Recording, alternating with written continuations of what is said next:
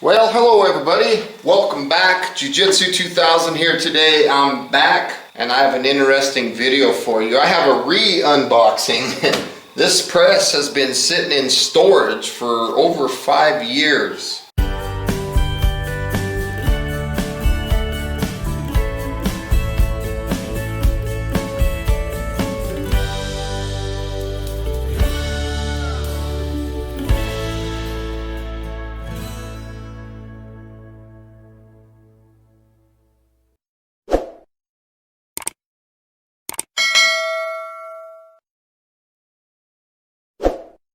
Let's crack it open and see what we got.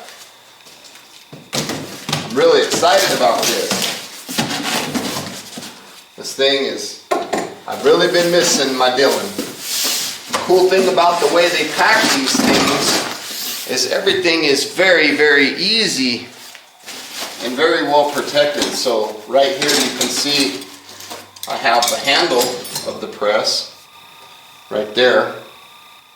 But I'm going to replace that with the roller handle with this guy. So I'm going to make that little bit of an upgrade. This is the aluminum roller handle. The thing just spins. So I'm going to replace that. So I've got my Allen wrench that I use for the primers. There's the, this is, well, yeah, it's in my hand right here. The priming blast tube, I think they call it. My pickup tubes. I'm going to have to figure out how to get this thing assembled again. When I bought it, oh, it doesn't have any pricing, does it? I bought this press in 2012. So let's take that off. Looks like I left some red dot in there. This thing's still loaded for 357 mag or 38 special, one of the two. I see 2 locator buttons here. Hopefully I can find that third one. And there's the press. There's the third locator button. I've got those. I was kind of surprised to see that they were loose inside. And it looks like I had a little bungee cord kind of looking deal holding it. So I'm going to go ahead and put the locator buttons in right now. 1, 2, 3. Wow. Yep, there's my baby. It's been sitting for a long time. So it's good to have it back out of that old dusty box. We're going to get this thing hooked back up and get it firing again. Now, the last time that I loaded on this thing, set this right here for now. Last time I loaded on it, I was loading 357 Magnum, if I remember correctly. Yeah, I've got the RCBS dies.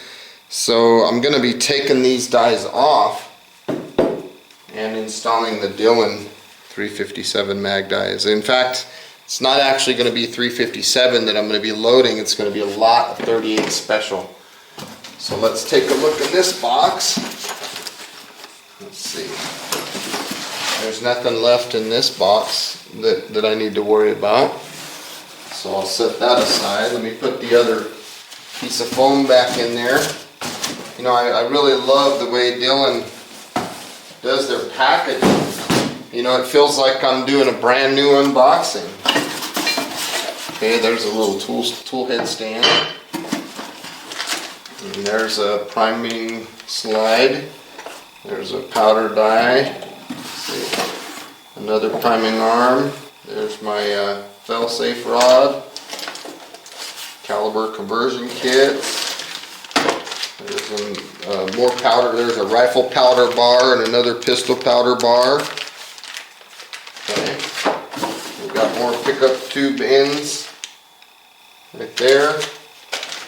Here's my low primer warning alarm. Let's put the battery in there.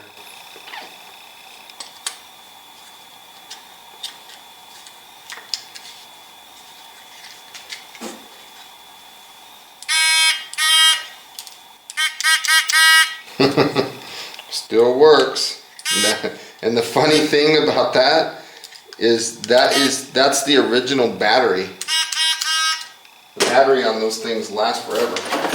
Okay, there's my finished cartridge bin, 3 screws, my primer catch tray. I don't know what the 3 screws were for. And it looks like here's 2 of the mounting bolts that I had. And here's 2 more mounting bolts. Now I'm going to have to be kind of curious as to what kind of how long these mounting bolts are, because I made this bench with 2x6 construction, so I might have to kind of revamp my mounting on this thing. But I'm planning on putting it very close to my RCBS rock chucker, so I'm thinking about mounting the Dillon around right here, because I'm going to be mounting a couple other presses on this bench. So 1, 2, you know, I've got plenty of room for mounting presses. So here's all my screws. I'll just put those in the primer catch tray for now. So yeah, I'm going to get this all figured out, and we'll get some, what do I got going on here? It looks like I have a series of washers and lock washers on both ends. And I don't think these bolts are going to be long enough. Yeah, not even close. They're about 1.5 inches short now, so I'm going to have to go get brand new hardware, new bolts. Now these back section, I'm not going to need new bolts, because I'm only going to be going through, you know, a 2x4, which is 1.5 inches plus this 3/8 or whatever that is, so 2 inches at the most. So that's going to be simple. But these forward bolts, because the press is so much thicker on the front than it is on the back. See, these back mounting holes, they're a lot thinner than these front ones. It's a lot thicker. Look at my tape measure. Let's see, what do we got here? The material is, yeah, it's almost 1/4 inch there, and it's almost 1 inch thick there. So that's what I'm going to need to do. I'm going to need to clean this thing up, make sure I'm not losing my locator buttons. I still have all 3 of them. Yep. I think that's the 38 special shell plate in there. So yeah, it's going to be nice to get this baby fired back up, running again. It's going to be a lot of fun. I'm going to get this thing mounted up, and once I do, then I'll bring you back again and we'll get it set up for 38 special. I will do a video on that. I'm not going to do another video mounting the press. It's pretty straightforward, but I will do a setup, you know, setting up the Dillon dies and everything like that. And we'll start cranking out some 38 special on this this press. So let's take a look at these Dillon dies real quick. These are 357 mag or 38 special. Look at those, brand spanking new. Look at that decapper. Pretty cool. I'm excited, folks. Can't wait. Reloading dies instruction manual. There's my 223 shell plate, 9mm, and 308 and 30-06. So we're definitely going to do some setup videos and absolutely some reloading 38 special with this Dillon 550B.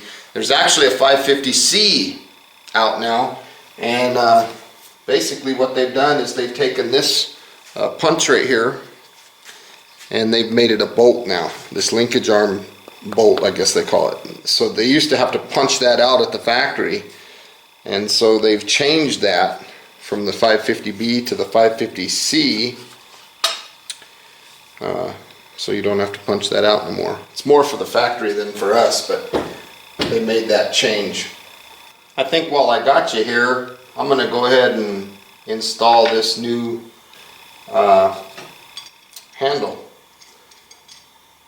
I have the old nut there. So this is basically the primer arm, small primer. It's got the expansion, case mouth expansion, and then 2 nuts, or 2 bolts for the 2 bolts. So I'm going to put 1 washer on each end here, just like that. Pretty simple.